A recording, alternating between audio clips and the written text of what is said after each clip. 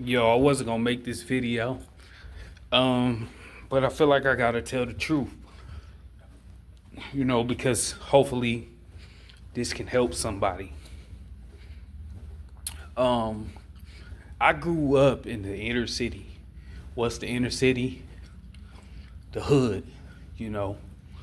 And I'm not saying that to be unproud, proud, bragging, none of the above. I'm just keeping it 100 for the viewers.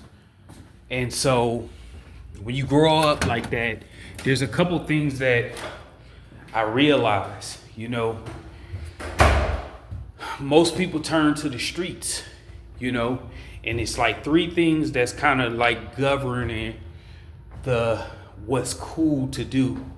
That's either you be a street dude, or you be a rapper, or you be a sports person, or a combination of two or three. And that's pretty much it. Or you work at like a fast food restaurant or a factory. And so obviously in these type of communities, I'm a lot older now, so I kind of understand how, growing up, I felt like it was always like the man's fault. And I believed that. And I had a lot of hatred towards men coming up.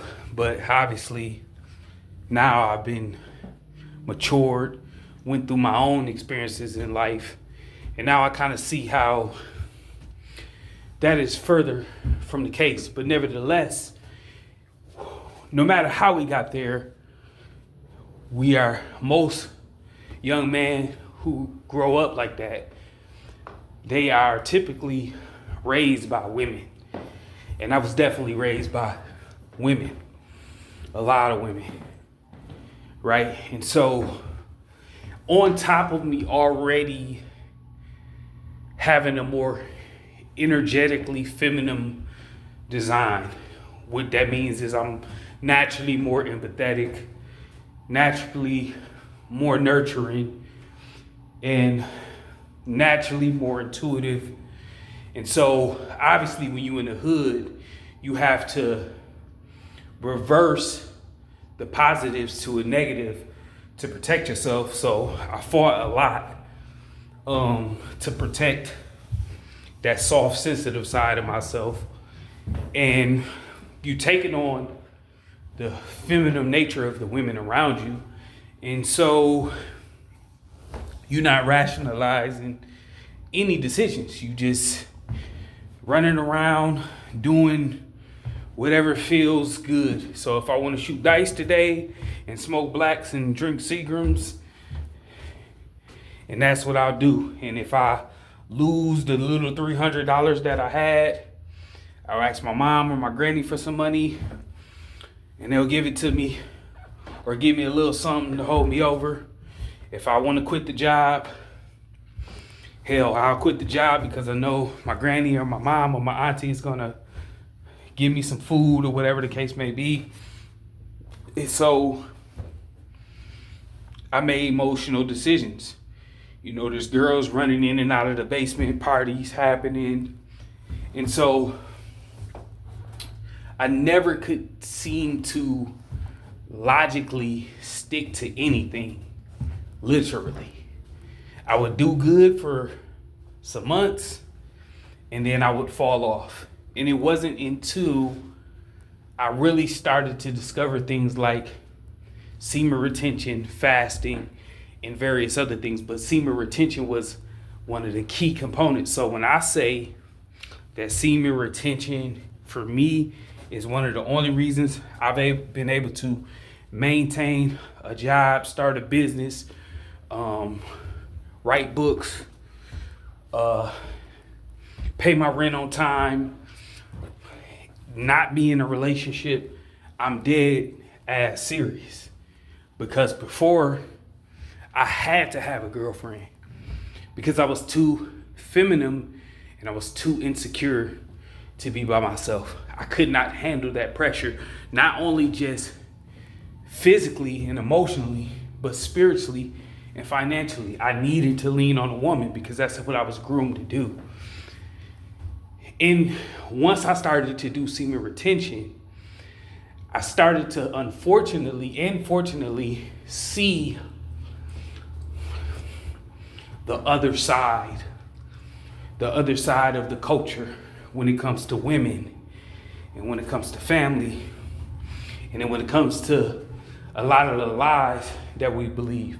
But most importantly, I start to see myself and where I went wrong and how I couldn't maintain any discipline, because I would get into fights, dice games, various different things, and the undertone of it mostly wasn't the dice games, wasn't the being in the hood, wasn't the being lazy or anything.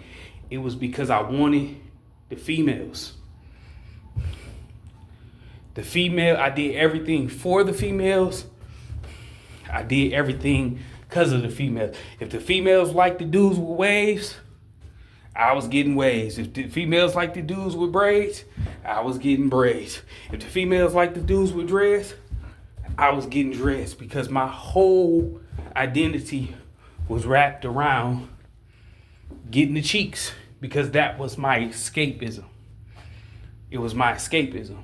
And it wasn't until I started practicing semen retention that I was able to even be comfortable being bored enough to stay at a job for long enough, to pay my bills for long enough, to even be bold enough to try to get an apartment. I was trying to get apartments on my own since I was 18, planning to do that. You know what I'm saying? But then I would get in a relationship, move in with a girl, whatever the case may be, whatever I was doing, or move back with my parents, whatever, because I just didn't have the discipline and self-control into semen retention. So for me, it's survival. You get what I'm saying? Because I don't have I didn't have the discipline to, and really nobody around me. And I say this humbly and respectfully, and I don't say this like in a judging place, because I have a long way to go, but I don't know any men other than 2 men from where I grew up that's had their own place and maintained their own place.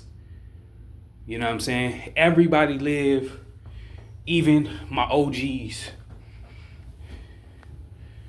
And so now everybody had the desire, and plenty of them had plenty of money.